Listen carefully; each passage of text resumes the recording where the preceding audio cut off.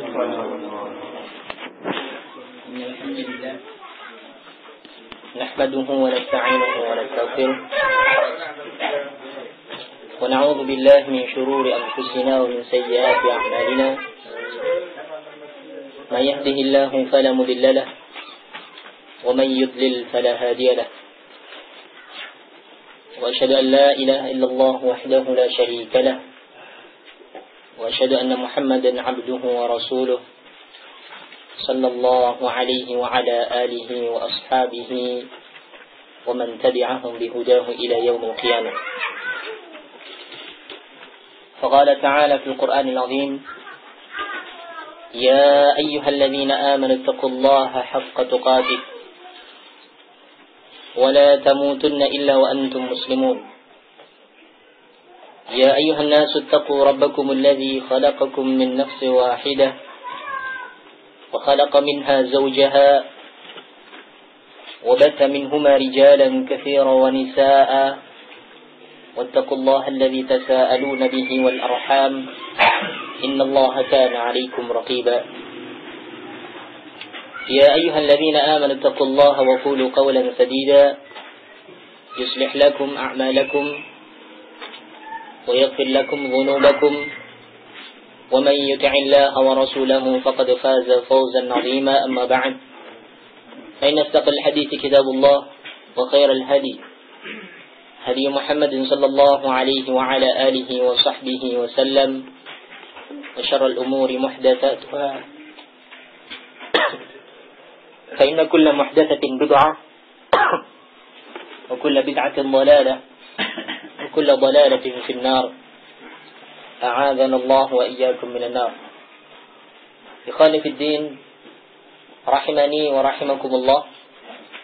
Alhamdulillah, pada malam hari ini kita bisa kembali melanjutkan kajian rutin kita Rabu malam Kamis untuk kembali membahas dari kitab yang ada di hadapan kita, Kitab Al-Arba'un Haditsan fi Hifdzi La Ilaha Illallah, yang ditulis oleh Syekh Muhammad ibn Marzuq ibn Muhammad Ad-Da'jani hafizahullah ta'ala. Dan alhamdulillah, sebelum kita melanjutkan kajian kita, pada minggu yang lalu kita telah banyak mengambil faedah dari Al-Ustaz Johari hafizahullah ta'ala tentang pentingnya cinta karena Allah subhanahu wa ta'ala. Tentunya sebagai seorang yang beriman, ini betul-betul cinta kepada Allah subhanahu wa ta'ala dan juga cinta kepada siapa saja juga karena Allah subhanahu wa ta'ala. Ini sebagai bentuk untuk menyelisihi mereka orang kafir yang mana mereka sangat mencintai sesembahan-sesembahannya mereka, sangat mencintai Rabb-Rabbnya mereka, sebagaimana Allah subhanahu wa ta'ala berfirman di surat Al-Baqarah yang sudah kita baca pada pertemuan yang lalu bersama Ustaz Johari, di mana Allah subhanahu wa ta'ala berfirman: wa minan nasi man yattakhidhu min dunillahi andada yuhibbunahum ka hubbillah. Dan di antara manusia ada orang-orang yang menjadikan selain daripada Allah subhanahu wa ta'ala tandingan-tandingan, menjadikan sesembahan selain daripada Allah subhanahu wa ta'ala. Bagaimana sifatnya mereka? Yuhibbunahum, mereka itu mencintai tandingan-tandingan tersebut, kahubbillah, sebagaimana mereka itu mencintai Allah. Akan tapi orang yang beriman, Allah menyatakan walladzina amanu ashaddu hubban lillah, dan orang-orang yang beriman mereka itu sangat cintanya kepada Allah subhanahu wa ta'ala. Maka tentunya hal ini penting bagi kita dasari persahabatan kita dasari majlis kita itu berdasarkan cinta karena Allah subhanahu wa ta'ala, bukan cinta sebagaimana cintanya orang-orang musyrik yang mana mereka mencintai tandingan-tandingan mereka sehingga mereka terjatuh dalam syirkul mahabbah. Kemudian saya ingin menambahkan sedikit dari faedah saling cinta kepada Allah, saling cinta karena Allah subhanahu wa ta'ala, yang mana memang kita syariatkan sebagai sesama muslim. Kita disyariatkan untuk saling mencintai karena Allah, dan disunnahkan untuk kita sampaikan perasaan cinta kita kepada saudara kita juga karena Allah subhanahu wa ta'ala. Demikian pula bagi orang yang mengetahui saudaranya itu mencintai karena Allah, maka dia juga disunnahkan untuk memberikan jawaban ahabbaka alladhi ahbabtani lahu. Ini adalah sunnah yang disebutkan dalam hadis diriwayatkan oleh Imam Abu Dawud rahimahullahu taala. Kemudian juga di sana saling cinta karena Allah Subhanahu wa taala ini akan membawa dampak yang positif. Akan membawa faedah yang sangat mulia. Di antaranya adalah Allah Subhanahu wa taala akan cinta kepada mereka orang-orang yang cinta karena Allah. Sebagaimana disebutkan dalam hadis dari Abu Hurairah radhiyallahu taala anhu, bahwasanya diceritakan ada seorang laki-laki yang dia ingin pergi ke suatu desa. Maka kemudian Rasulullah menyatakan fa'arsadallahu lahu ala madrajatihi malakan. Allah Subhanahu wa taala mengutus seorang malaikat untuk menghadangnya dalam rangka untuk ditanya apa alasan kenapa dia pergi ke kampung lain, ke rumah saudaranya. Falamma ata alaihi qala aina turid, maka ketika malaikat itu sampai kepada laki-laki tadi, malaikat tersebut menyatakan aina turid, mau kemana kamu? Apa yang kamu inginkan? Qala, kemudian laki-laki itu menyatakan uridu akhan li fi hadzal qaryah. Aku ingin untuk mengunjungi saudaraku ini di desa ini. Qala, kemudian malaikat tersebut menyatakan hal laka alaihi min ni'matin tarubbuha. Apakah engkau ada suatu kenikmatan yang kamu ingin balas budi kepadanya dengan temanmu tersebut? Tetapi laki-laki tersebut mengatakan la, tidak, khaira anni ahbabtuhu fillahi azza wa jalla. Akan tetapi aku cinta dia karena Allah azza wa jalla. Qala fa inni rasulullah ilaika anna Allah qad ahabbaka kama ahbabtahu fi. Kemudian mereka tersebut menyatakan sesungguhnya aku itu adalah utusan Allah yang diutus untuk menemui engkau, untuk menyampaikan bahwasanya Allah Subhanahu wa taala mencintai engkau sebagaimana engkau mencintai saudaramu itu karena Allah. Maka di sini faedah yang pertama dari saling cinta karena Allah Subhanahu wa taala, yaitu Allah Subhanahu wa taala akan memberikan kecintaannya kepada mereka orang-orang yang saling mencintai karena Allah Subhanahu wa taala. Kemudian faedah yang kedua dari saling cinta karena Allah, bahwasanya orang yang cinta karena Allah Subhanahu wa taala al-mutahabbuna fillahi taala fi dhilli 'arsyihi yauma la dhilla illa dhilluh. Orang-orang yang saling cinta karena Allah Subhanahu wa taala, mereka itu berada di bawah naungan Allah di hari kiamat nanti, yang mana tidak ada naungan selain naungan dari Allah Subhanahu wa taala. Disebutkan dalam hadis yang mana Allah Subhanahu wa taala dari riwayat Al-Imam Muslim, Allah Subhanahu wa taala berfirman, "Ainal mutahabbuna bi jalali?" Di mana orang-orang yang cinta karena kemuliaanku, cinta karena Allah. Kemudian Allah menyatakan, "Al-yauma udhilluhum fi dhilli yauma la dhilla illa dhilli." Pada hari tersebut, pada hari ini, hari kiamat nanti, aku akan menaungi mereka di bawah naunganku yang mana tidak ada naungan selain naunganku. Ini keutamaan yang sangat mulia bagi mereka orang yang saling cinta karena Allah. Di hari kiamat nanti ketika matahari didekatkan, ketika seluruh manusia dikumpulkan di padang mahsyar, sehingga ketika itu manusia itu merasa berat sekali dengan panasnya terik matahari, akan tetapi mereka orang-orang yang saling cinta karena Allah Subhanahu wa taala, mereka akan mendapatkan naungan dari Allah Subhanahu wa taala. Di hadis yang lain, Rasulullah sallallahu alaihi wasallam juga bersabda, "Sab'atun yudhilluhumullahu fi dhillihi yauma la dhilla illa dhilluh." Ada 7 kelompok orang yang mana mereka itu di bawah naungan Allah. Di bawah naungan yang mana pada hari tersebut tidak naungan selain naungan Allah. Di antara yang pertama adalah al-imamul adil, seorang pemimpin yang adil. Kemudian yang kedua adalah wasyabun nasha fi ibadatillahi azza wa jalla, seorang pemuda yang tumbuh di dalam peribadatan kepada Allah Subhanahu wa taala. Kemudian yang ketiga, Rasulullah menyatakan warajulun da'at warajulun qalbuhu muta'alliqun bil masjid. Bil masjid. Dan seorang laki-laki yang hatinya itu selalu terkait, selalu keinginan untuk menuju ke masjid. Kemudian yang keempat, Rasulullah menyatakan, yaitu warajulani tahabba fillah ijtama'a 'alaihi wa tafarraqa 'alaihi. Dan dua orang laki-laki yang saling cinta karena Allah, berkumpul karena Allah, berpisah juga karena Allah. Ini syahid yang sedang dibicarakan kita di sini, yaitu keutamaan bagi mereka orang-orang yang saling cinta karena Allah, maka mereka akan dapatkan naungan dari naungan Allah Subhanahu wa taala. Kemudian yang kelima, wa rajulun da'athu imra'atun dzata mansabin wa jamalin faqala inni akhafullah. Orang yang kelima yang akan mendapatkan naungan dari Allah adalah seorang laki-laki yang ada seorang perempuan yang memiliki al-jamal, memiliki kedudukan, memiliki mansab, memiliki kecantikan, memiliki kedudukan, dipanggil untuk melakukan perbuatan keji, akan tapi dia menyatakan inni akhafullah, sesungguhnya aku takut karena Allah Subhanahu wa taala, takut kepada Allah Subhanahu wa taala.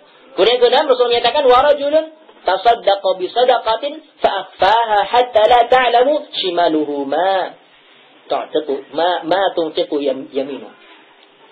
Yaitu seorang laki-laki yang bersedekah dengan suatu sedekah dengan menyembunyikannya, sampai-sampai digambarkan tangan kirinya tidak tahu apa yang diberikan oleh tangan kanannya. Ini menunjukkan sangat rahasianya sedekahnya tersebut. Ya. Kemudian yang ketujuh, wa rajulun dzakarallaha ta'ala khaliyan fafadat 'aina.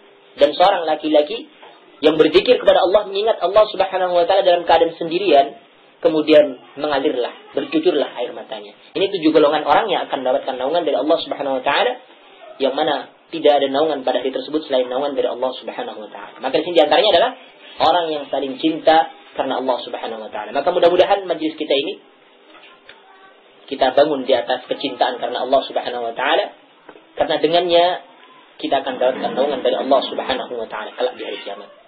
Kemudian yang ketiga, keutamaan saling cinta karena Allah yang ketiga adalah saling cinta karena Allah itu merupakan tanda berimannya seorang. Merupakan tanda berimannya seorang. Kemudian iman itu adalah merupakan salah satu sebab masuknya seseorang dalam surga. Disebutkan dalam hadis yang mana dari hadis Abu Hurairah radhiyallahu taala anhu, yang mana Rasulullah sallallahu alaihi wasallam bersabda, "La tadkhulul jannata hatta tu'minu." Kalian tidak akan masuk surga sampai kalian itu beriman.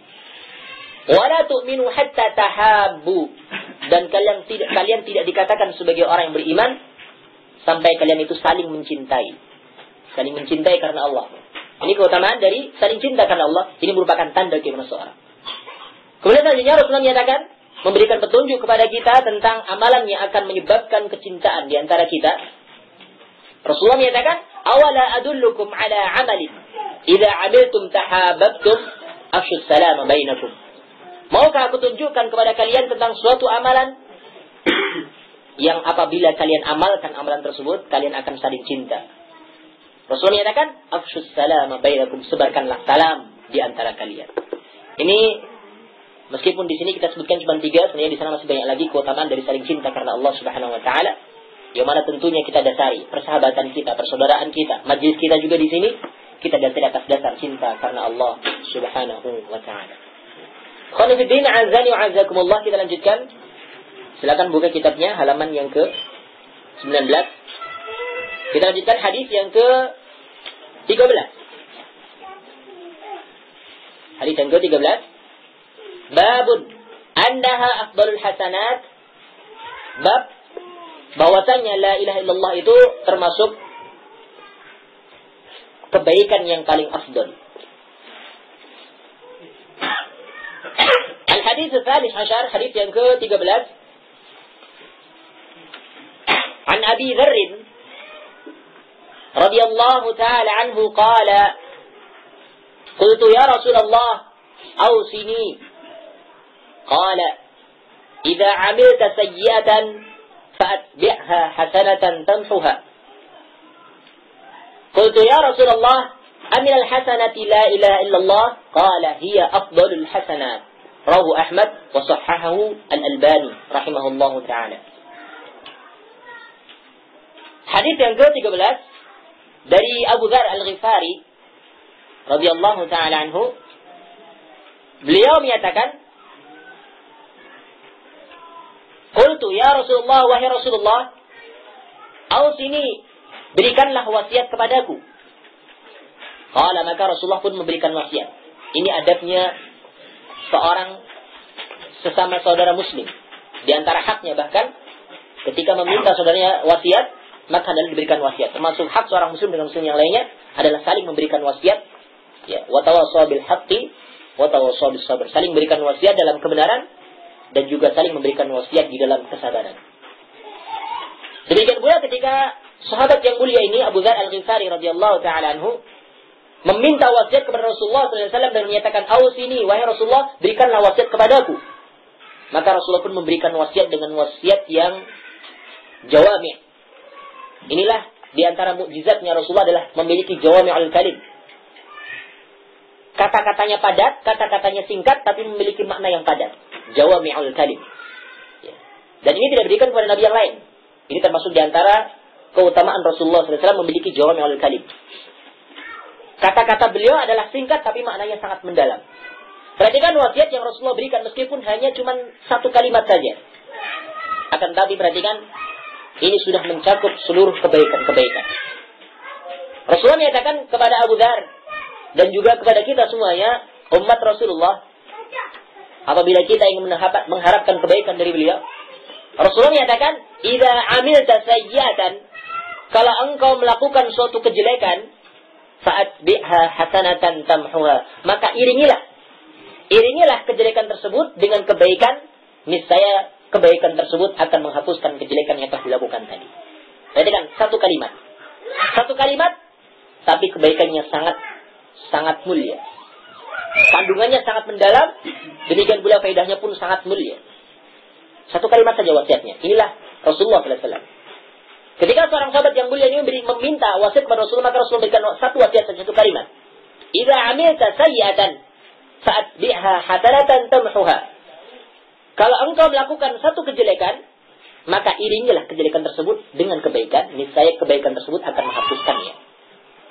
Qala, kemudian perawi menyatakan, aku menyatakan, Abu Dzar menyatakan, "Ya Rasulullah, aminal hasanati la ilaha illallah." Apakah la ilaha illallah itu termasuk kebaikan-kebaikan? Qala, maka Rasul menyatakan, "Hiya afdalul hasanat." Bahkan la ilaha illallah itu merupakan hasanat yang paling afdal, kebaikan yang paling utama. Ini di antara hadis yang menunjukkan akan fadlul la ilaha illallah, keutamaan dari la ilaha illallah. Ini hadis dari Imam Ahmad dan disahihkan oleh Imam Al-Albani rahimahullah taala. Sekarang kita baca faedah dari apa yang disebutkan oleh Syekh Muhammad bin Marzuq dalam kitabnya ini. Dalal hadis ala fawaid. Hadis ini menunjukkan beberapa faedah. Di antaranya yang pertama adalah minha talabul wasiyati wan nasihati min ahli al-fadli wal ihsan. Disunnahkannya untuk meminta wasiat, meminta nasihat kepada orang yang memiliki keutamaan dan juga orang yang memiliki kebaikan. Ya. Ahlul fadli wa ahlul ihsan. Orang yang memiliki keutamaan dan juga orang yang memiliki kebaikan. Ini faedah yang pertama yang jelas kita bisa lihat dari hadis tersebut. Pelajaran yang sangat penting, yaitu tentang disunnahkannya, disyariatkannya untuk meminta wasiat, meminta nasihat kepada ahlul fadli wal ihsan. Meminta nasihat kepada orang-orang yang memiliki al-fadl, memiliki keutamaan dan juga memiliki al-ihsan, memiliki sifat-sifat kebaikan. Ya. Maka di sini di antara hak seorang muslim dengan muslim yang lainnya adalah saling memberikan wasiat. Sebagaimana disebutkan dalam hadis dari Abu Hurairah radhiyallahu taala anhu, Rasul menyatakan haqqul muslim 'alal muslim sittun. Idza laqitahu fasallim 'alaihi wa idza da'aka fa'ajibhu wa idza stansahaka fansahhu. Apabila hak seorang muslim dengan muslim yang lain itu ada 6, Rasul menyatakan yang pertama, apabila engkau berjumpa dengannya ucapkanlah salam. Ini hak yang pertama. Yang kedua, ketika mereka idza da'aka fa'ajibhu, kalau mereka mengundangmu maka penuhilah undangannya. Meskipun di sini para ulama mengarahkan kewajiban di sini hanya berkaitan dengan masalah walimah, akan tapi di sini umum, sifatnya umum. Seluruh undangan yang di situ tidak ada kemaksiatan, tidak ada kemungkaran, maka wajib untuk menghadirinya. Ya. Kemudian yang ketiga, Rasul menyatakan idza stansahaka fansahu. Kalau saudaramu itu meminta nasihat, berikanlah nasihat kepadanya. Ini hak seorang muslim dengan muslim yang lain yang hendaklah ditunaikan sama kita. Ya. Maka di sini, ya, tentunya sesama muslim wajib di antara kita memberikan wasiat, ya, Kemudian yang keempat Rasul menyatakan, wa idza da'aka wa idza atisha fahamidallah fashammithu. Kalau saudara itu bersin, kemudian dia memuji Allah dengan mengucapkan alhamdulillah, maka jawablah dia dengan doa yarhamukallah. Ini hak yang keempat. Yang kelima, wa idza marida fa'adhu. Kalau dia sakit, maka jenguklah dia, besuklah dia. Kemudian yang keenam Rasulullah menyatakan, wa idza mata fattabi'hu. Kalau saudaramu itu meninggal, maka iringilah dia sampai ke kuburan. Ini 6 hak seorang muslim dengan muslim ini. Di antaranya adalah saling memberikan nasihat. Ya. Kemudian di sini Malik tadi menyatakan, talabul wasiyati wan nasihati min ahli al-fadli wal ihsan.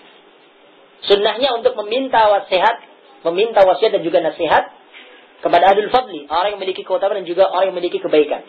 Demikian. Bukan meminta nasihat itu kepada orang-orang yang telah diketahui akan kejelekannya, bukan.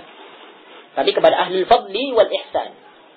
Ya. Kalau tahu itu adalah pelaku dosa besar, apalagi ahlul bid'ah, ahlul ma'asi, jangan kita minta wasiat kepada mereka. Karena nanti mereka akan membawanya kepada apa yang mereka inginkan. Ya. Ketika kita tahu seorang si fulan adalah ahlul bid'ah atau ahlul maksiat, jangan kita datang kepada yang meminta wasiat. Karena nanti akan diarahkan sesuai dengan hawa nafsunya. Oh, kamu terus demikian dan demikian. Ini kalau kepada ahlul maksiat. Kalau kepada ahlul ahwa, ahlul bidah, maka juga akan diarahkan ke arah yang demikian. Kamu terus melakukan hal ini. Ya. Maka ini sangat berbahaya. Sangat berbahaya. Maka di sini Mu'allim menyatakan talabul wasiyati wan nasihati min ahlil fadli wal ihsan. Meminta wasiat dan juga nasihat itu kepada ahlul fadli, orang yang memiliki keutamaan dan juga orang yang memiliki al-ihsan, kebaikan. Ini faedah yang pertama dari hadis tersebut. Kemudian yang kedua, wa minha hirsus sahabati 'alal khair. Semangatnya para sahabat radhiyallahu taala anhum ajma'in kepada kebaikan-kebaikan. Ya, kita bisa lihat bagaimana Abu Dzar Al-Ghifari radhiyallahu taala anhu, beliau menginginkan kebaikan untuk dirinya, maka beliau pun meminta nasihat kepada Rasulullah sallallahu alaihi wasallam, manusia yang paling mulia. Ya. Maka di sini menunjukkan semangatnya para sahabat radhiyallahu taala anhum ajma'in untuk melakukan kebaikan-kebaikan. Ini banyak sekali contohnya. Di antara mereka juga ada yang menginginkan wasiat, ada yang menginginkan kebaikan-kebaikan untuk dunia maupun akhiratnya. Ini merupakan bukti tentang kemuliaan mereka para sahabat radhiyallahu taala anhum ajma'in. Oleh karena itu, tidaklah salah ketika Rasulullah sallallahu alaihi wasallam menyatakan tentang mereka khairul qurun, sebaik-baik generasi. Rasul menyatakan khairul quruni, ya. Atau dalam hadis disebutkan Rasulullah menyatakan, ya, khairul ummati, atau gimana hadisnya? Khairun nasi qarni, sebaik-baik manusia adalah generasiku, yaitu para sahabat. Para sahabat radhiyallahu ta'ala anhum. Tsumma alladziina yalunahum, tsumma alladziina yalunahum. Kemudian setelah itu yang setelahnya dan setelahnya, itu tabi'in dan juga atba'ut tabi'in. Oleh karena itu, para sahabat radhiyallahu ta'ala ajma'in, bahkan perbuatannya mereka kalau tidak memiliki hujjah, tidak memiliki dalil, maka di sini merupakan hujjah. Tidak menyelisihi Al-Quran, tidak menyelisihi Al-Hadis, maka perbuatan mereka bisa dijadikan sebagai dalil tentang kebenarannya. Inilah sahabat. Karena mereka tahu bagaimana Al-Quran itu turun, bagaimana sebab-sebabnya, kemudian kepada siapa diarahkan, tahu. Bagaimana maksudnya, mereka tahu, belajar langsung dari Rasulullah SAW. Maka ini merupakan kebaikan dan juga semangatnya mereka untuk melakukan kebaikan-kebaikan. Kemudian selanjutnya yang ketiga, wa minha anna filal hasanati sababun limahwi sayyi'at. Bahwasanya melakukan kebaikan-kebaikan ini merupakan sebab dihapuskannya dosa-dosa, dihapuskannya kesalahan-kesalahan. Kama qala subhanahu wa ta'ala, sebagaimana Allah subhanahu wa ta'ala berfirman, innal hasanati yudhibna sayyi'at. Sesungguhnya kebaikan-kebaikan itu akan menghapuskan, akan menghilangkan, akan menggugurkan kejelekan-kejelekan. Surat Al-Hud ayat yang ke-114. Dan di sini juga sangat sesuai dengan hadis dari Rasulullah SAW, dari hadis Abu Dzar yang lainnya, yang mana Rasulullah SAW menyatakan, ittaqillaha haitsuma kunta wa atbi'is sayyi'atal hasanata tamhuha wa khaliqin nasa bi khuluqin hasan. Ini sangat sesuai. Rasulullah menyatakan, bertakwalah engkau kepada Allah di mana saja engkau berada. Wa atbi'is sayyi'atal hasanata, dan iringilah as-sayyi'ah, kejelekan-kejelekan, dengan al-hasanah, kebaikan-kebaikan. Tamhuha, niscaya kebaikan tersebut akan menghapuskan, yaitu bertaubat. Bertaubat dari kesalahan-kesalahan itu, maka taubatnya tersebut akan menghapuskan dosa-dosanya tadi. Nah, kemudian Rasul nyatakan, wa khaliqin nasa bikhuluqin hasanin, dan bergaulah bersama manusia dengan akhlak yang mulia. Ini sangat sesuai dengan hadis Rasulullah SAW bahwasanya kebaikan-kebaikan itu akan menghapuskan kejelekan-kejelekan. Nah, kemudian selanjutnya,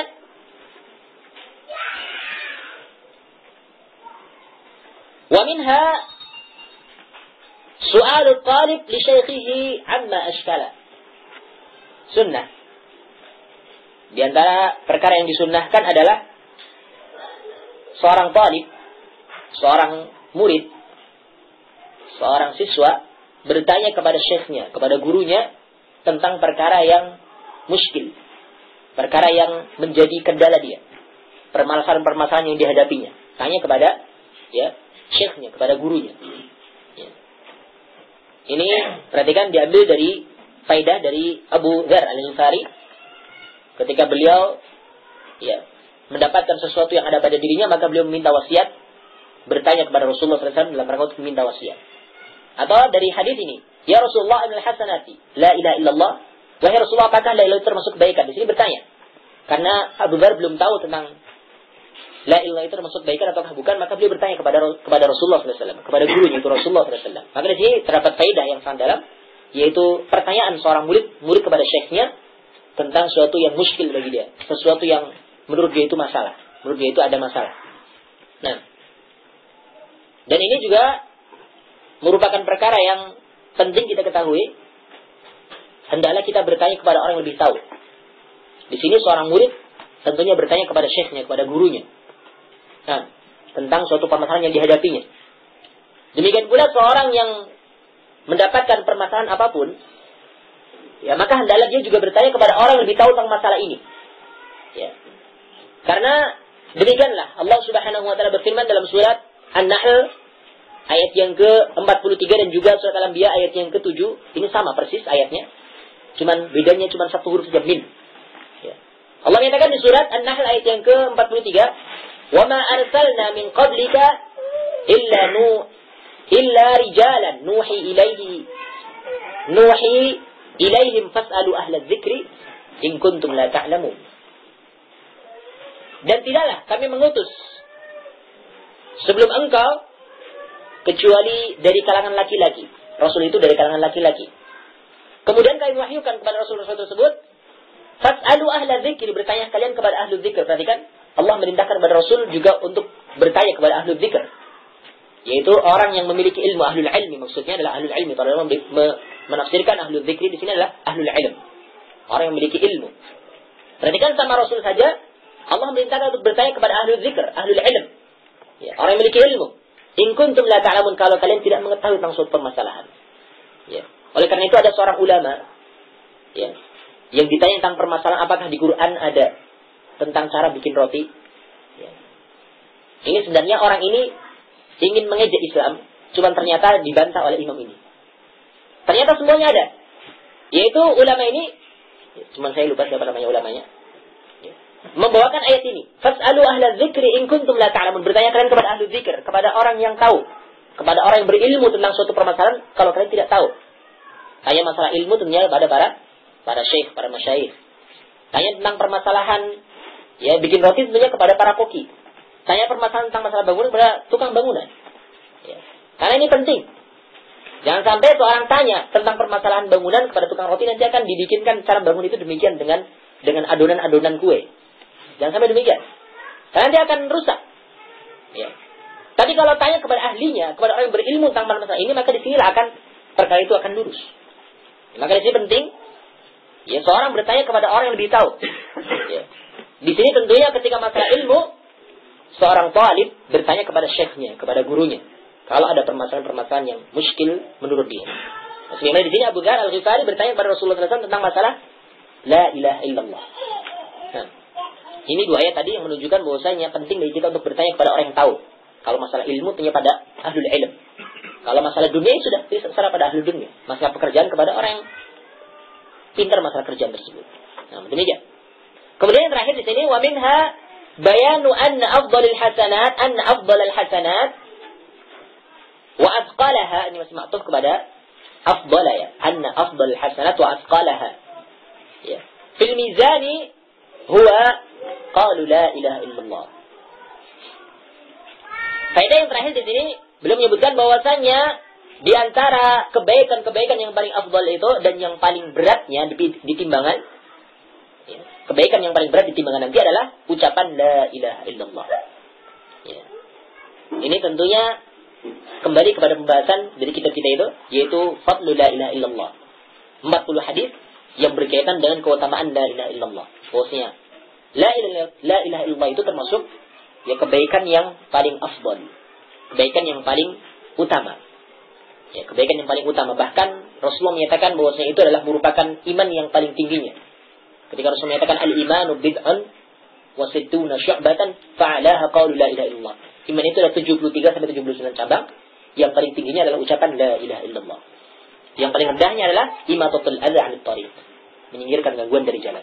Ini beberapa faedah yang disebutkan oleh muallif, ada 5 faedah yang mudah-mudahan kita bisa mengambil pelajaran dari hadis ini dan juga dari faedah-faedahnya. Ya, tentang masalah bahwasanya la ilaha illallah itu merupakan kebaikan yang paling utama. Oleh karena itu hendaklah kita gunakan baik-baik kesempatan yang mulia ini. Ketika kita tahu la ilaha illallah itu termasuk keutamaan yang sangat mulia, maka hendaklah kita amalkan terus di dalam kehidupan kita. Kita betul-betul menafikan seluruh sembahan-sembahan, kemudian kita menetapkan satu zat, yaitu Allah Subhanahu wa taala. Jangan sekali-kali kita berbuat syirik, karena itu akan menafikan ucapan la ilaha illallahnya tersebut. Kita lanjutkan hadis yang selanjutnya, hadis yang ke-14. Al-haditsul rabi' ashar, hadis yang ke-14. Babun annaha hifdzun lil 'abdi min masaibid dunya. Suatu bab yang menunjukkan bahwasanya la ilaha illallah itu, ini kembali kepada la ilaha illallah, pembahasan kita. Ini adalah menjaga seorang hamba dari musibah-musibah dunia. Bahwasanya la ilaha illallah itu ini akan menjaga seorang hamba dari musibah-musibah dunia.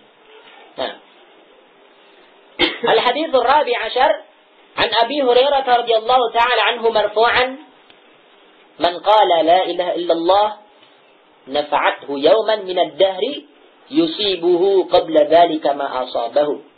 Rawahu al-Bazzar wal Baihaqi wa sahhahahu al-Albani. Dari Abu Hurairah radhiyallahu ta'ala anhu secara marfu'. Ini marfu' itu hadisnya itu sampai kepada para sahabat ya. Sampai kepada Rasulullah dari para sahabat. Di sini meskipun Abu Hurairah menyatakan, tapi di sini sampai kepada Rasulullah. Ya.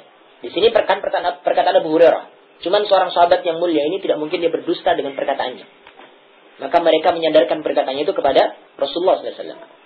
Dari Abu Hurairah radhiyallahu ta'ala secara marfu', man qala la ilaha illallah, belum menyatakan barang siapa yang mengucapkan la ilaha illallah nafa'athu yawman min ad-dahri yusibuhu qabla dhalika ma asabahu. Barang siapa yang mengucapkan la ilaha illallah, maka hal itu akan bermanfaat bagi dia. La ilaha illallah itu akan bermanfaat bagi dia di suatu hari, di suatu masa yang mana musibah akan menimpanya. Ya, ketika musibah akan menimpa, maka ketika seorang itu betul-betul memegang la ilaha illallah itu, maka akan bermanfaat bagi dia, akan menyelamatkan dia ya dari musibah tersebut. Ya. Ini hadis riwayat Imam Al-Bazzar, Al-Baihaqi dan juga Al-Imam Al-Albani menyatakan sahihnya hadis tersebut. Ya, rahimahumullah taala. Nah, di sini hadis yang sangat pendek, saya perhatikan keutamaan itu sangat mulia. Yaitu la ilaha illallah itu satu kata yang ringkas, satu kata yang merupakan ya bukti tentang muslim ataukah tidaknya seseorang. Maka di sini di antara faedah yang lain adalah akan memberikan manfaat kepada dia. Ya, ketika suatu masa nanti akan tertimpa musibah, maka ketika seorang itu mengucapkan la ilaha illallah, maka akan dijaga dari musibah tersebut. Nah, di sini ada satu faedah yang disebutkan oleh muallif, dalal hadis ala fadli la ilaha illallah wa annaha hisnun liqa'iliha wa hafidha lahu min masaibid dunya. Bahwasanya la ilaha illallah itu, keutamaan la ilaha illallah, bahwasanya la ilaha illallah itu merupakan hisnun, merupakan benteng, merupakan perisai, merupakan benteng bagi orang yang mengucapkannya, dan akan menjaga dia dari musibah-musibah dunia. Nah, ini satu faedah yang sangat mulia. Yaitu la ilaha illallah itu merupakan hisnun, merupakan benteng seorang muslim, ataukah benteng seorang yang mengucapkannya, dan juga akan menjaga dia dari musibah-musibah dunia. Ya.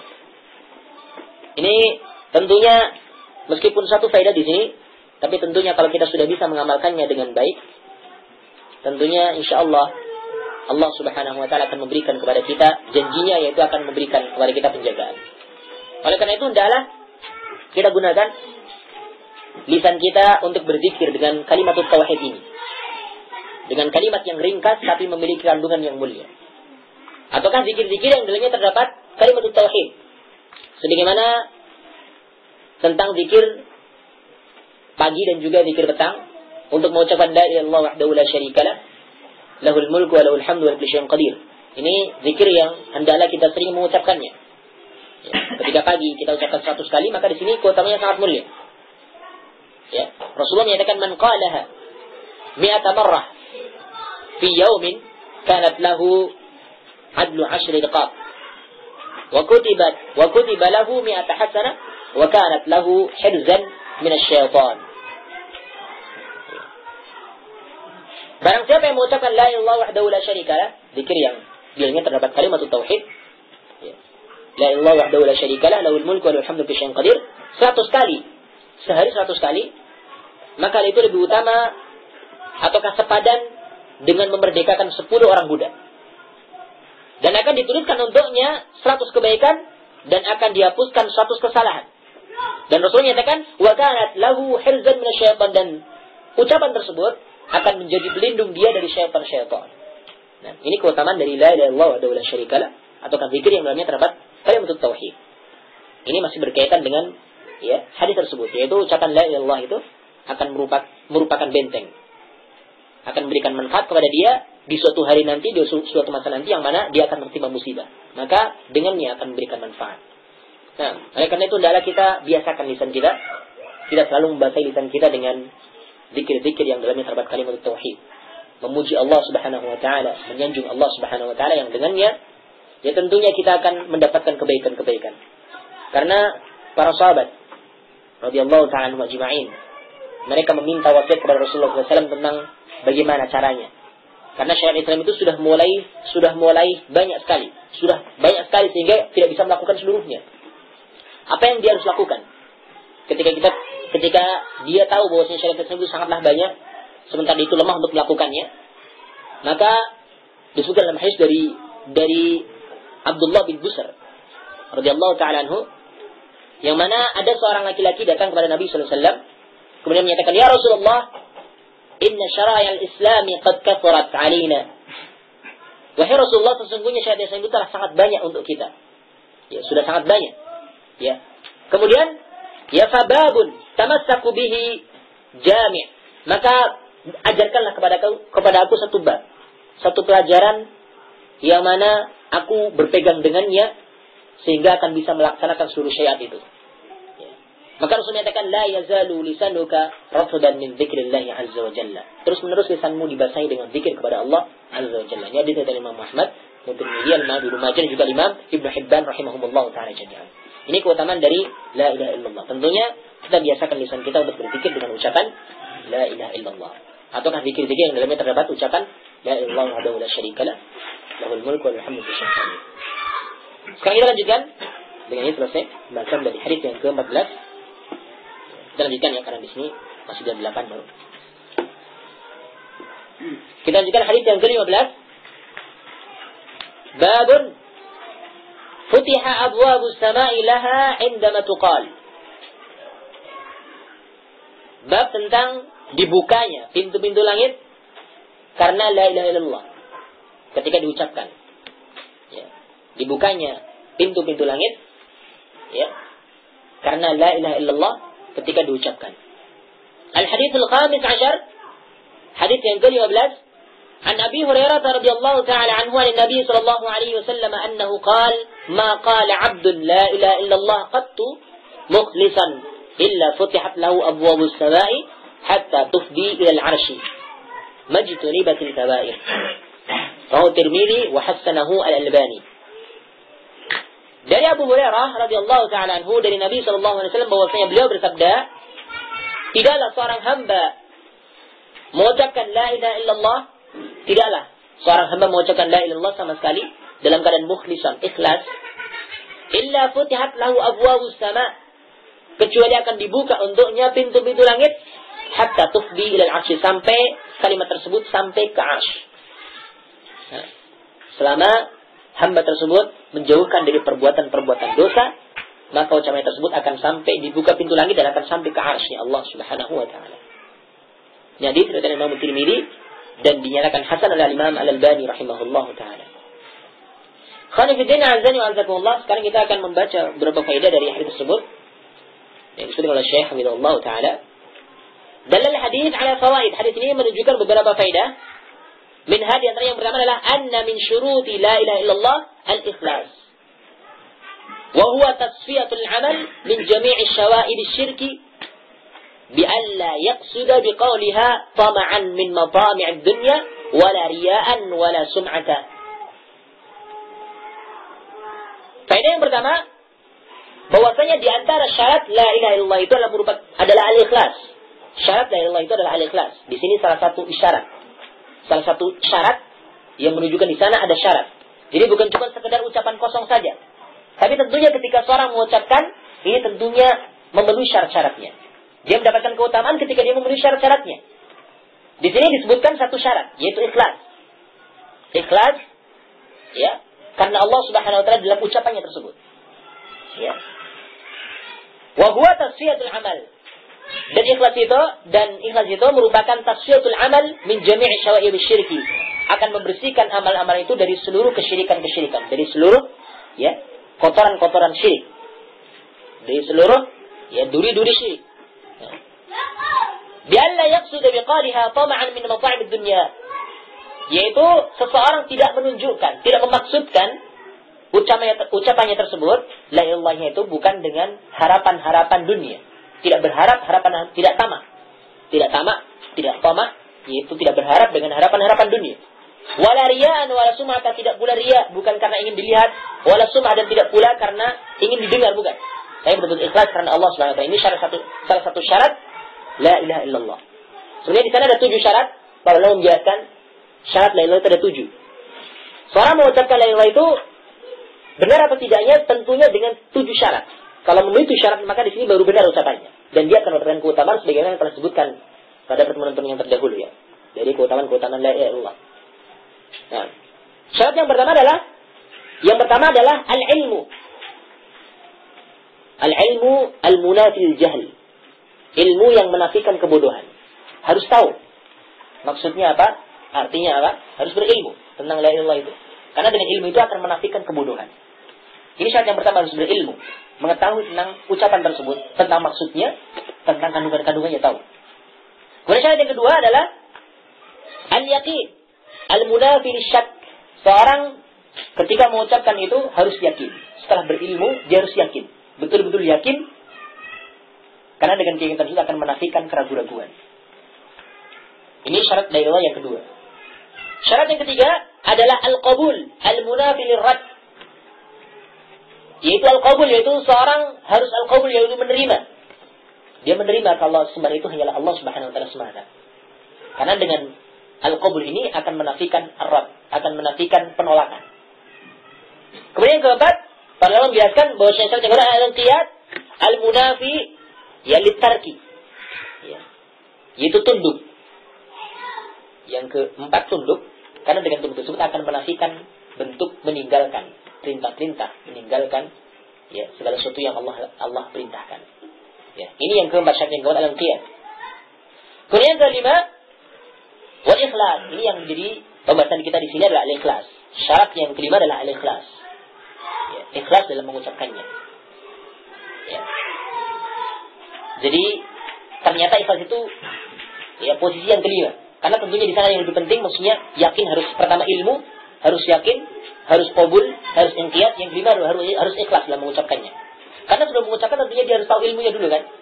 Harus berilmu dulu, dia harus yakin dulu, kemudian dia harus menerima dulu, dan selanjutnya harus tunduk dulu. Lalu baru mengucapkan ikhlas.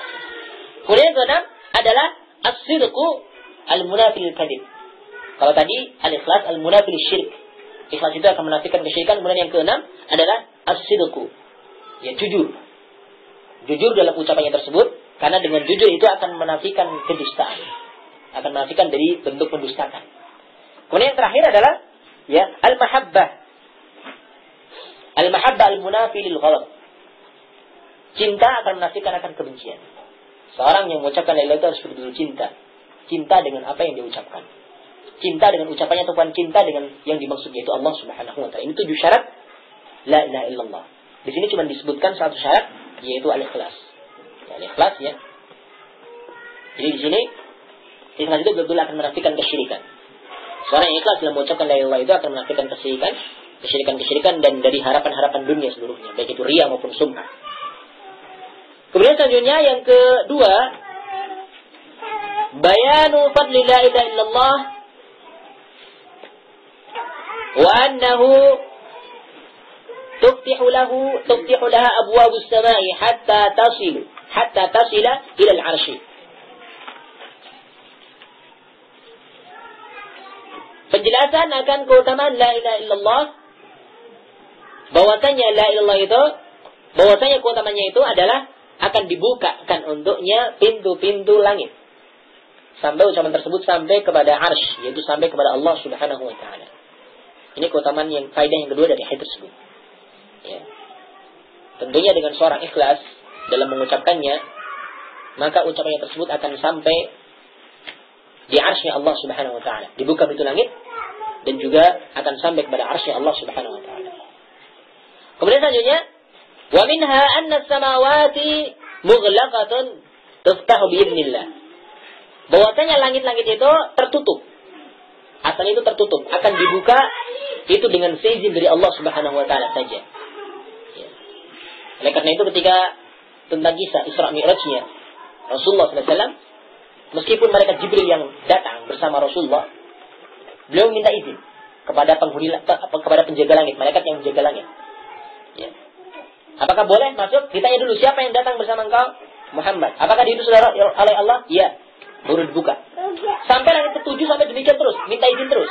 Ini menunjukkan bahwasanya pintu itu tertutup, kecuali sesuai dengan izin dari Allah Subhanahu wa taala. Maka di antara keutamaan, di antara kalimat yang akan membuka pintu langit adalah ucapan la ilaha illallah. Akan dibuka pintu langit, kemudian akan sampai kalimat tersebut kepada arsy Allah Subhanahu wa taala. Akan sampai kepada Allah Subhanahu wa taala. Ya. Kemudian selanjutnya, wa minha annal arsya fawqa as-samawati. Bahwasanya arsy itu di atas langit-langit. Langit yang 7 tentunya di sini. Ya. Fa fihi itsbatu li'uluwillahi ta'ala 'ala khalqihi. Maka di sini merupakan isbat, penetapan ketinggian Allah Subhanahu wa taala ya di atas makhluknya. Di sini al-ulu, di sini Allah memiliki sifat ulu, yaitu uluwuz zat maupun uluwuz sifat. Ada dua ulu, yaitu uluwuz zat sama uluwuz sifat. Allah itu tinggi zatnya juga tinggi sifatnya. Nah. Kemudian selanjutnya, wa minha itsbatu wujudil arsy. Penetapan akan adanya arsy. Arsy itu betul-betul ada. Bahkan arsy itu adalah merupakan ya, singgasananya Allah Subhanahu wa taala. Ya. Arsy itu di antara keyakinan Ahlus Sunnah wal Jamaah adalah harus meyakini bahwasanya Allah itu beristiwa di atas arsy. Ya. Kita yakin bahwasanya Allah itu beristiwa di atas arsy. Tidak boleh kita meragukan sedikit pun. Akan tapi penting ketika kita yakin dengan adanya arsy bahwasanya Allah itu beristiwa di atas arsy, tidak boleh bagi kita untuk menanyakan bagaimana sih arsy Allah, bagaimana istiwanya Allah. Ya. Tidak boleh menanyakan demikian. Kita harus meyakini saja. Ya. Sebagaimana Allah Subhanahu wa taala sendiri telah menetapkan bahwasanya Allah itu beristiwa di atas arsy, maka tentunya kita yakin. Allah berfirman dalam surah Taha ayat yang ke-5, Ar-Rahmanu 'alal 'arsy istawa. Allah itu beristiwa di atas arsy. Ada di 7 tempat dalam Al-Quran yang menunjukkan istawanya Allah di atas arsy. Itu di surat tadi Taha ayat yang ke-5. Kemudian yang lain ayat surat Al-A'raf ayat yang ke-54 dan juga surat Yunus ayat yang ke-3. Ini sama ayatnya persis. Allah menyatakan, ya, Inna rabbakumullahu alladhi khalaqas samawati wal arda fi 6 ayyamin thumma istawa 'alal 'arsy. Sesungguhnya kalian adalah Allah yang telah menciptakan langit-langit dan juga bumi pada 6 masa. Kemudian setelah itu Allah beristiwa di atas arsy. Ini ayat yang kedua dan juga yang ketiga sekaligus. Surat Al-A'raf saya sama Yunus sama. Ini 3 ayat sudah yang menunjukkan penetapan arsy. Di sini kan itsbatul arsy. Dan Allah itu beristiwa di arsy. Kemudian ayat yang keempat yaitu surat Ar-Ra'd ayat yang kedua. Allah menyatakan Allahul ladzi rafa'a as-samawati bighairi 'amadin taranaha thumma istawa 'alal 'arsy. Allah lah yang meninggikan langit dengan tanpa adanya tiang. Ya, kemudian setelah itu Allah beristiwa di atas arsy. Ini ayat yang keempat. Ya. Kemudian yang keberapa sekarang? Yang kelima ya. Yaitu surat Al-Furqan ayat yang ke-59. Yang menunjukkan Allah itu beristiwa di atas arsy. Al-Furqan ayat yang ke-59 Allah menyatakan alladzi khalaqas samawati wal arda wa ma bainahuma fi 6 ayyamin thumma istawa 'alal 'arsy. Ya, demikian. Allah lah yang menciptakan langit dan bumi dan apa yang di antara keduanya dalam 6 masa saja. Kemudian setelah itu Allah beristiwa di atas arsy. Kemudian yang ke-6 surat As-Sajdah ayat yang ke-4 Allahul ladzi khalaqas samawati wal arda wa ma bainahuma fi 6 ayyamin thumma istawa 'alal 'arsy. Allah yang menciptakan langit dan bumi dan apa yang ada di antara keduanya pada 6 hari, 6 masa, kemudian beristiwa di atas arsy. Kemudian yang terakhir yang ke-7, ayat yang ke-7 yang menunjukkan istiwanya Allah di atas arsy adalah surat Al-Hadid ayat yang ke-4. Huwa alladzi khalaqas samawati wal arda fi 6 ayyamin thumma istawa 'alal 'arsy. Ini 7 ayat yang menetapkan akan istiwanya Allah di atas arsy. Maka di sini sekaligus ada keyakinan bagi kita. Harusnya kita meyakini bahwasanya Allah itu beristiwa di atas arsy. Ketika ditanya di manakah Allah, maka kita katakan Ar-Rahmanu 'alal 'arsy istawa. Allah itu beristiwa di atas arsy. Tidak boleh kita menyatakan fi kulli makan, di semua tempat, tidak boleh. Ataukah tidak boleh menyatakan Allah itu di hati, tidak boleh. Tapi perhatikan, meskipun Allah beristiwa di atas arsy, tapi ilmunya Allah, pengetahuannya Allah, pengawasannya Allah mencakup segala sesuatu, meliputi segala sesuatu. Meskipun Allah di atas arsy sana, tapi Allah tahu berapa orang yang hadir di majelis kita. Allah tahu berapa lembar daun yang jatuh dari pohonnya setiap harinya di dunia. Allah tahu semuanya. Meskipun Allah beristiwa di atas arsy. Jadi jangan meremehkan. Allah itu jauh di sana kok. Nggak masalah kita demikian. Jauhlah demikian. Tapi harus kita yakin. Meskipun Allah di atas arsy, kita menetapkan hal itu, tapi kita yakin bahwasanya ilmunya Allah itu di mana-mana. Ilmunya Allah, pengawasan Allah, pengetahuannya Allah itu meliputi seluruh makhluk. Allah tahu seluruh gerakan makhluk, bahkan yang terbetik dalam hati manusia sekalipun Allah sudah tahu. Sebelum diucapkan Allah sudah tahu apa yang mau diucapkan. Nah, demikian. Maka di sini di antara akidah Ahlussunnah wal Jamaah yaitu menetapkan adanya arsy dan meyakini bahwasanya Allah itu beristiwa di atas arsy. Karena di sini menunjukkan bahwasanya Allah itu di atas arsy, di sini ditunjukkan bahwasanya langit dibuka, tentunya di atas kan. Dan arsy itu di atas segala sesuatu, di atas segala-galanya. Tidak ada di atasnya lagi selain Allah Subhanahu wa taala semata. Nah, kemudian selanjutnya wa minha muwafaqatu ma'na qawlihi ta'ala ilaihi yas'adul kalimut thayyib wal 'amalus salih yarfa'uh. Surat Fatir ayat yang ke-10. Wa atyabul kalim qawlu la ilaha illallah. Di sini terdapat kesesuaian antara hadis ini dengan firman Allah Subhanahu wa taala, dengan makna dari firman Allah Subhanahu wa taala, ilaihi yas'adul kalimut thayyib. Hanya kepadanya naik ucapan-ucapan yang baik. Dan juga amalan saleh yarfa'u akan diangkat kepada Allah. Di sini menunjukkan Allah itu di atas ya. Karena di sini yas'adu, sa'ida yas'adu itu naik. Hanya kepadanya kalimat-kalimat itu akan naik dan amal saleh juga akan diangkat kepadanya. Surat Fatihah ayat yang ke-10. Sementara atyabul kalim, ucapan yang paling baik itu adalah ucapan la ilaha illallah. Ini sangat sesuai ya ayat ini dengan hadis yang sedang kita baca ini. Kemudian selanjutnya ya. Wa qaluhu majtunibatil kaba'ir ay idza ijtanabal kaba'ir fa innaha tasilu bi sur'atin ila Allah 'azza wa jalla kama qala ba'du ahli al-'ilmi ijtinabul kaba'ir syartun li sur'ati la li ajli thawab wal qabul. Sabda Rasulullah di sini majtunibatil kaba'ir maksudnya adalah Kalau seseorang itu menjauhi dosa-dosa besar, idza ijtanaba al-kaba'ir. Kalau seseorang menjauhi dosa-dosa besar, fa inna tasilu bi sur'atin ila Allah, maka sesungguhnya ucapan tersebut akan sangat cepat sampai kepada Allah Subhanahu wa taala. Ya. Sebagaimana dikatakan oleh sebagian ahli ilmu, sebagian para ulama menyatakan, ijtinabul kaba'ir, menjauhi dosa-dosa besar itu merupakan syarat. Ya, syarat cepatnya amalan itu akan diterima. Ya. Bukan karena pahalanya, bukan karena diterimanya, tapi betul-betul akan sangat cepat. Ya. Sangat cepat amalan tersebut akan diterima.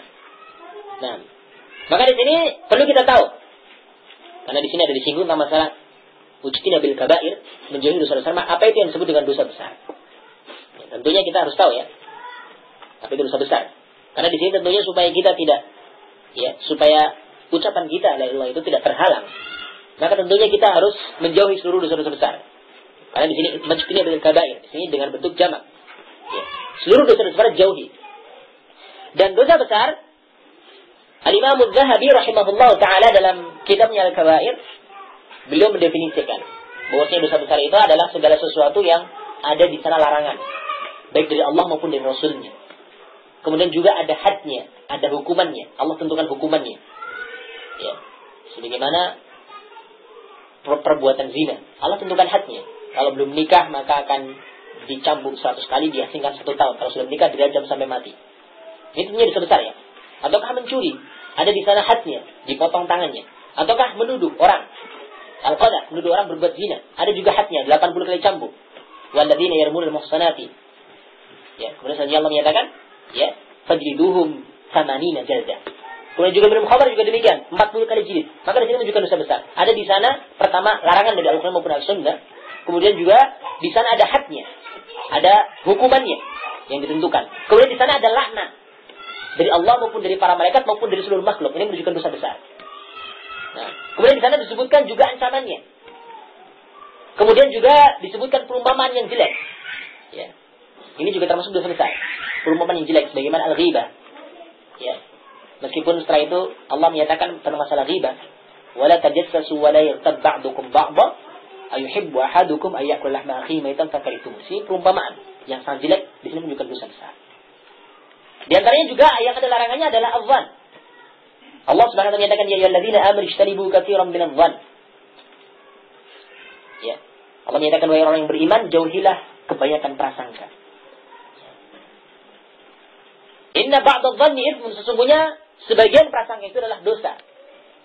Maka di sini tentunya terhadap sesama muslim dilarang bagi untuk saling prasangka buruk. Prasangka yang buruk tentunya dilarang. Karena sebagian ikhwah ada yang berprasangka buruk dengan majlis yang kita adakan ini. Di antaranya ada yang menyatakan mau bikin kelompok sendiri, ada yang menyatakan ini dan itu. Maka kita jauhi prasangka tersebut. Tidak, kita tadi berharap betul-betul ikhlas karena Allah Subhanahu wa taala. Kita tanamkan dalam hati kita, bukan karena yang lainnya. Maka jauhilah prasangka. Silakan mau belajar, silakan, tidak ada yang melarang. Sampai akhirnya banyak juga yang akhirnya takut mengikut kajian. Maka di sini jauhi prasangka tersebut, kayaknya termasuk kalau ingin kalimat tauhid kita sampai kepada Allah, maka tentunya jauhilah perbuatan-perbuatan dosa. Di antaranya adalah prasangka juga. Dan juga seluruh dosa besar yang ada kita jauhi. Termasuk riba, termasuk yang lainnya kita jauhi. Kalau kita ingin ucapan la ilaha illallah kita sampai kepada Allah Subhanahu wa taala dengan cepat. Ini tentunya ya faedah dari hadis-hadis yang kita baca, 3 hadis yang kita baca pada malam hari ini. Tentunya di sana ya kita betul-betul berharap kepada Allah Subhanahu wa taala semoga amalan kita itu termasuk ya amalan yang akan bisa menjadikan berat timbangan kita di hari kiamat nanti, timbangan kebaikan kita di hari kiamat nanti.